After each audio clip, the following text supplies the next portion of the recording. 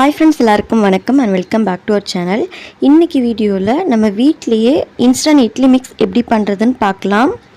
Once நம்ம இந்த மிக்ஸை ready பண்ணி வச்சிட்டோம் அப்படினா இட்லி மாவு இல்லாத டைம்ல நம்ம ஈஸியா இட்லி நம்ம ரெடி பண்ணி எடுத்து வச்சுக்கலாம். இதுக்கு ஒரு panல நம்ம 1 கப் அளவுக்கு உளுந்து ஆட் பண்ணிக்கலாம். இத ஆட் பண்ணிட்டு ஒரு 2 நிமிஷம் தான், அதுக்கு மேல வேணாம். சிம்ல வச்சு நம்ம ஒரு 2 நிமிஷம் இத வறுத்துக்கலாம். இதில் மெயினாக பார்த்தீங்கன்னா கலர் சேஞ்ச் ஆகிடக்கூடாது. அப்பப்போ ஹீட்டாக இருக்கான்னு தொட்டு பார்த்துக்கோங்க. 2 நிமிஷம் தான், அதுக்கு மேலே வேண்டாம். உளுந்து கலர் சேஞ்ச் ஆகிடுச்சு அப்படின்னா இட்லியும் பார்த்திங்கன்னா நமக்கு கலர் சேஞ்ச் ஆகிடும். பேனை நல்லா ஹீட் பண்ணிவிட்டு நீங்கள் உளுந்து சேர்த்திங்க அப்படின்னா கரெக்டாக இருக்கும். இப்போ லைட்டாக உளுந்து சூடாகிடுச்சு. இந்த ஸ்டேஜில் நம்ம அவல் ஆட் பண்ணிக்கலாம். அவல் ஆட் பண்ணிவிட்டு அதுவும் ரொம்ப நேரம் ஹீட் ஆக வேணாம். ஜஸ்ட்டு ஒரு 2 நிமிஷம் இருந்தாலே போதும், அதுவே பர்ஃபெக்டாக இருக்கும். இப்போ இதை சேர்த்துட்டு ஒரு 2 நிமிஷம் போல் வறுத்து எடுத்துக்கலாம். இந்த இட்லி மிக்ஸில் முக்கியமே பார்த்திங்கன்னா வறுத்து எடுக்கிறது தான். லைட்டாக அது சூடானாலே போதும். ஒன்ஸ் இதை ப்ரிப்பேர் பண்ணிட்டோம் அப்படின்னா நம்ம 6 மந்த் வரை ஃப்ரிட்ஜில் வச்சு நம்ம ஸ்டோர் பண்ணிக்கலாம்.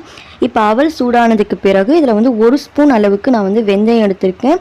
அதையும் ஆட் பண்ணிவிட்டு அதுவும் 1 நிமிஷம் தான், 1 நிமிஷம் அளவுக்கு நம்ம ஹீட் பண்ணிக்கலாம். இப்போ ஒரு பிளேட்டில் இதை கொட்டிட்டு இதை ஆற வச்சு மிக்ஸி ஜாரில் பவுடர் பண்ணி எடுத்துக்கலாம். நெக்ஸ்ட்டு சேம் அதே பேன்லேயே 2 கப் அளவுக்கு நான் இட்லி ரவை எடுத்திருக்கேன்.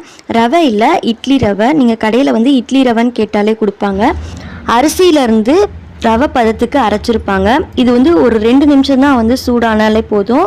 இதை நம்ம அரைக்க தேவை கிடையாது. நம்ம அந்த உளுந்து அவல்லாம் சேர்த்துருந்தோம் இல்லையா, அதை மட்டும் அரைச்சாலே போதும். இது லைட்டாக ஹீட் ஆனதுக்கு பிறகு நம்ம இதை ஒரு பிளேட்டில் கொட்டி ஆற வச்சுக்கலாம். பேன்லேயே இருக்க வேணாம், ஒரு பிளேட்க்கு ட்ரான்ஸ்ஃபர் பண்ணிடுங்க. ஏன்னா பேன் ஹீட்டாக இருக்கும், அதனால் இட்லி ரவை லைட்டாக கலர் சேஞ்ச் ஆகிடும். ஸோ ஒரு பிளேட்டில் நீங்கள் ட்ரான்ஸ்ஃபர் பண்ணி வச்சுருங்க. நெக்ஸ்ட்டு இந்த உளுந்து அவல் வெந்தயம் இதெல்லாம் நல்லா ஆறிடுச்சு. இதை அரைச்சிட்டு நான் சளிச்சு வச்சுருக்கேன். இது கூடவே நம்ம இட்லி ரவை ஆட் பண்ணிவிட்டு நல்லா அதை கலந்து எடுத்துக்கோங்க. இது கூடவே மாவுக்கு தேவையான அளவுக்கு சால்ட் ஆட் பண்ணி கலந்துக்குங்க. சப்போஸ் சால்ட் பத்தலை அப்படின்னாலும் நீங்கள் இட்லி மாவு கரைக்கும் போது நீங்கள் யூஸ் பண்ணிக்கலாம். இப்போ இது கலந்ததுக்கு பிறகு நல்லா ஆறட்டும். ஆறுனதுக்கப்புறம் நம்ம ஒரு கண்டெய்னரில் போட்டு ஸ்டோர் பண்ணி வச்சுக்கலாம். பிளாஸ்டிக் இல்லைனா கிளாஸ் கண்டெய்னரில் நீங்கள் ஸ்டோர் பண்ணிக்கோங்க. நல்லா ஏர்டைட் லிட் இருக்கிற மாதிரி பார்த்துக்கோங்க. இப்போ இந்த மாவு வச்சு நம்ம இட்லி எப்படி ப்ரிப்பேர் பண்ணுறதுன்னு பார்க்கலாம். இதுக்கு ஒரு மிக்சிங் பவுலில் நான் 1 டம்ளர் அளவுக்கு நம்ம ரெடி பண்ணி வச்ச மிக்ஸ் எடுத்துக்கலாம். அதுக்கப்புறம் அதே டம்ளர்லேயே தயிர் ஆட் பண்ணிக்கோங்க. புளிப்பு டேஸ்ட்டுக்காக எந்த அளவுக்கு நீங்கள் மிக்ஸி எடுக்கிறீங்களோ சேம் அதே அளவுக்கு தயிரும் ஆட் பண்ணிக்கோங்க. ஆட் பண்ணிவிட்டு நல்லா கலந்து விடுங்க. கொஞ்சமாக தண்ணி ஆட் பண்ணிவிட்டு ஒரு 20 நிமிஷம் போல் இதை ஊற வச்சு எடுத்துக்கோங்க. நல்லா ஊறிடுச்சு அப்படின்னா இட்லி ரவெல்லாம் ரொம்ப நல்லா சாஃப்டாகவே இருக்கும். இப்போ இது 20 நிமிஷம் போல் ஆயிடுச்சு. இப்போ கொஞ்சமாக தண்ணி ஆட் பண்ணி இட்லி மாவு பதத்துக்கு நம்ம இதை கரைச்சி எடுத்துக்கலாம்.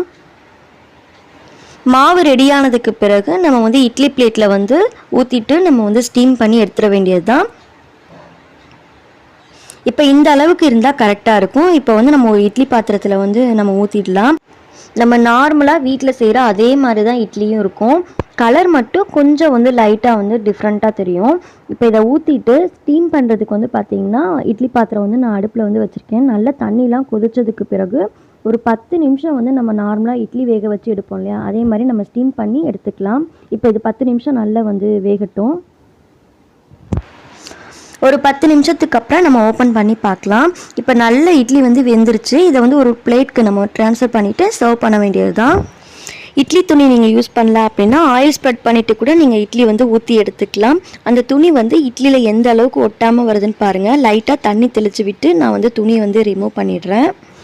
இட்லி மாவு இல்லாத டைமில் நம்ம வீட்டிலேயே இன்ஸ்டண்ட்டாக இட்லி மிக்ஸ் ரெடி பண்ணி வச்சிட்டோம் அப்படின்னா ரொம்ப ஈஸியாக இட்லி ரெடி பண்ணி வச்சுக்கலாம். கண்டிப்பாக இந்த வீடியோ உங்களுக்கு யூஸ்ஃபுல்லாக இருக்கும்னு நினைக்கிறேன். வீடியோ பிடிச்சிருந்ததுன்னா வீடியோவுக்கு ஒரு லைக் கொடுங்க. உங்களோட ஃப்ரெண்ட்ஸ் அண்ட் ஃபேமிலிக்கும் ஷேர் பண்ணுங்கள். இன்னொரு இன்ட்ரெஸ்டிங்கான வீடியோவில் பார்க்கலாம். தேங்க்ஸ் ஃபார் வாட்சிங். தேங்க்யூ.